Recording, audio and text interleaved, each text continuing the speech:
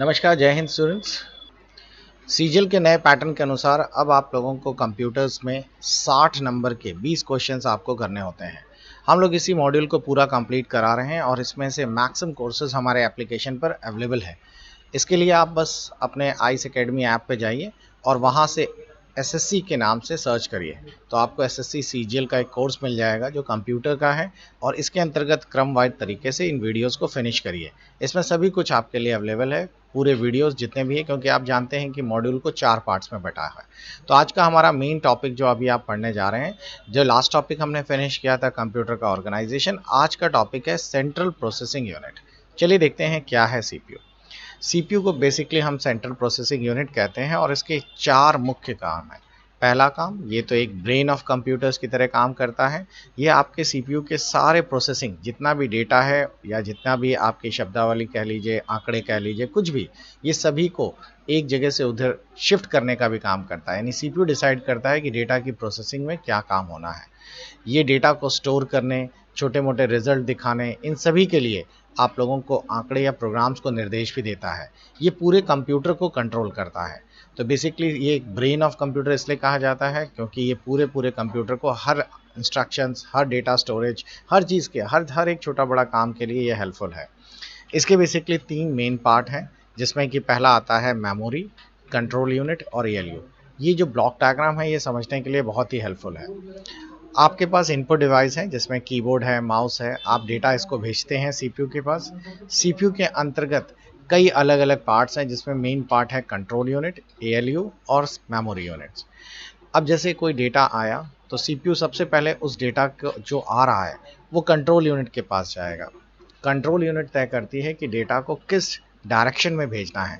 अगर उसे आउटपुट के पास भेजना है, मान लो मॉनिटर को दिखाना है, तो यहाँ भेज देगा।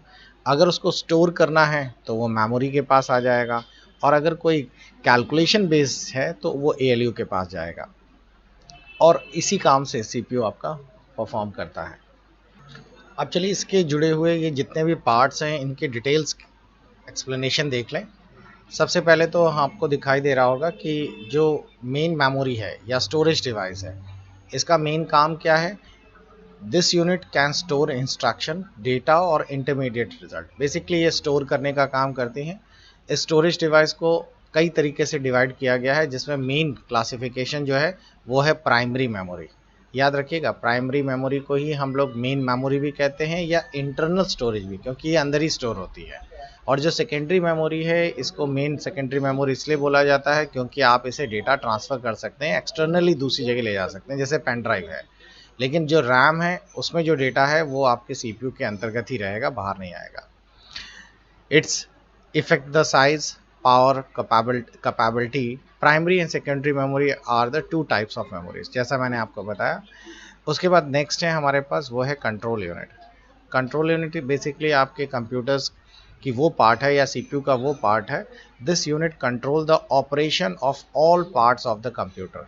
यानी कि कंप्यूटर के जितने भी ऑपरेशंस हैं, कि कंप्यूटर में डेटा जाना कहाँ से है, इंस्ट्रक्शंस कहाँ से कहाँ फ्लो होंगे, डेटा के फ्लो को बेसिकली कंट्रोल करता है कि आंकड़े किस दिशा में जाएंगे।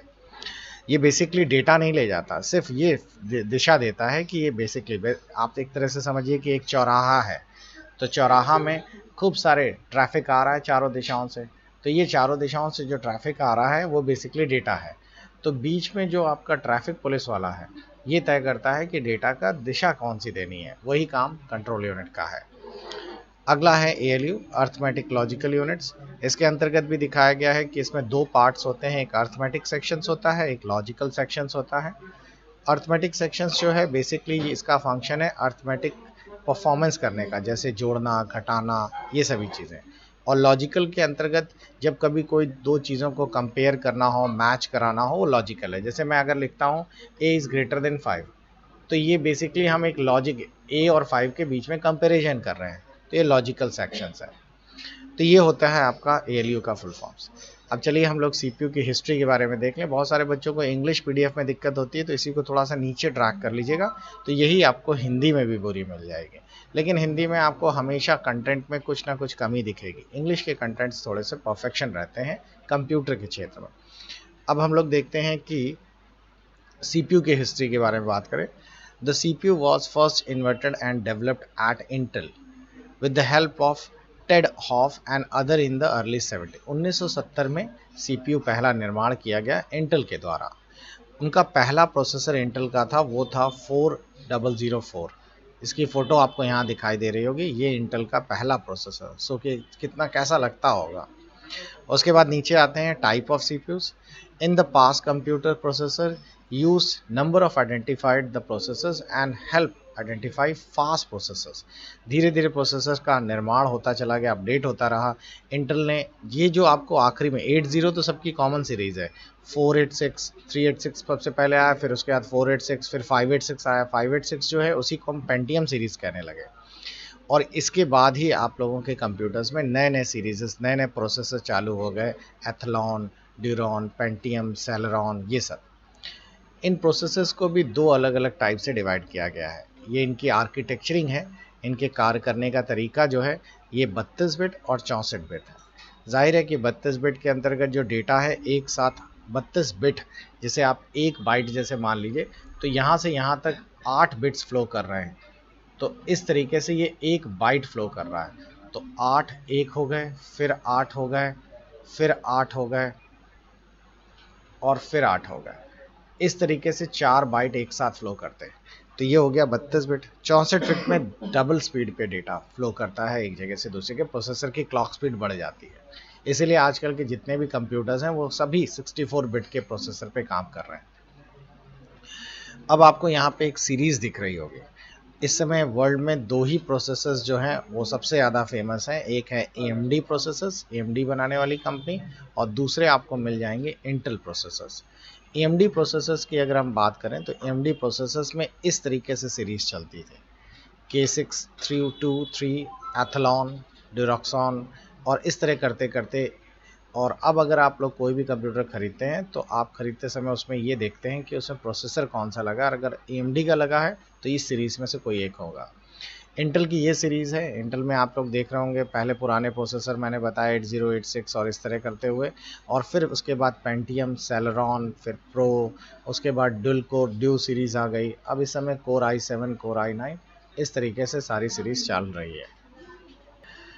अगर आपको और डिटेल में देखना है तो आप ना गूगल पे टाइप करिए AMD प्रोसेसर कंप्यूटर्स। आपको देखिए कई सारे कंप्यूटर्स दिखाई देंगे जो AMD पर बेस्ड हैं। जैसे यहाँ पे दिख रहा होगा डेल का AMD Xeron है, तो ये जो हैं ये AMD प्रोसेसर्स पर बने हैं। इसी तरीके से इंटेल वाला देखेंगे। अब को आजकल की डेट में जो भी आप लोगों के स्मार्टफोन्स हैं इनमें ARM प्रोसेसर्स अक्सर यूज़ करते हैं। ये छोटा होता है, कम पावर लेता है और कम हीट जनरेट करता है। अब एक वर्ड और यूज़ किया जाता है वो कि CPU की स्पीड कैसे नापी जाए। तो आपको बता दें CPU जो है वो फ्रिक्वेंसी की स्पीड्स पे काम करता है, जो कि गीगाहर्ट्ज़, अगर आपको ये मिले तो गीगाहर्ट्ज़, मेगाहर्ट्ज़, हर्ट्ज़ की यूनिट पे काम करता है। तो इसीलिए आप लोग ध्यान रखिएगा कि कभी भी CPU से जुड़ा हुआ क्वेश्चन आए कि स्पीड ऑफ CPU कैसे मेजर की जाती है, तो पहले मेगाहर्ट्ज़ था, फिर अपग्रेड हुआ मेगाहर्ट्ज़, अब गीगाहर्ट्ज़ है। अगला एक सवाल और आता है, could a GPU be used in the place of CPU? क्या GPU का इस्तेमाल भी किया जा सकता है CPU की जगह पर? GPU एक्चुअली पूरा मतलब होता है इसका ग्राफिक प्रोसेसर यूनिट है, जो बेसिकली आप लोगों की ग्राफिक्स को एनहेंस करने के लिए यूज़ की जाती है। इसका एक अपना ऑपरेटिंग सिस्टम भी रहता है। अब ऑपरेटिंग सिस्टम गलत होगा, वह गलत वर्ड, ये बेसिकली इनका एक अपना ही सिस्टम या अपना ही सॉफ्टवेयर रहता है। तो आप अगर बात की जाए तो CPU को रिप्लेस नहीं कर सकता GPU बेसिकली CPU का एक पार्ट है जो कि ग्राफिक्स को एनहेंस करने के लिए बनाया गया है। तो आई थिंक आप लोगों को काफ़ी कुछ क्लियर हो गया होगा। इसकी पूरी PDF पढ़िएगा, हिंदी में भी पूरे डिटेल दिए गए हैं। PDF आपको हमारे एप्लीकेशन पर अवेलेबल है। आपको IC एकेडमी के नाम से यहाँ पर ये जो लोगो दिख रहा है, इससे आपको क्लियर हो गया होगा। इसी में SSC के अंदर जाइएगा। SSC वाले के अंदर आपको हम लोगों ने PDF, वीडियोस और MCQs अलग कर दिए हैं। PDF सेक्शन पे जाइएगा और आप लोगों को यहाँ पर बेसिक कंप्यूटर्स के अंदर सेंट्रल प्रोसेसिंग की PDF मिल जाएगी। जैसे जैसे आप लोगों को आगे के सॉफ्टवेयर्स बता रहे हैं, आगे की वीडियोस कंटेंट ऐड कर रहे हैं, आपको हम लोग अपडेट करते रहेंगे। अभी जो प्री रिकॉर्डेड है उसमें आपका सारा कोर्स जो कि 4 बेसिक यूनिट पे हैं, fundamental, softwares, working with internet और बेसिक ऑफ नेटवर्किंग, ये सब कुछ उसमें अवेलेबल हो जाएगा। Kindly checkout. Good bye, take care.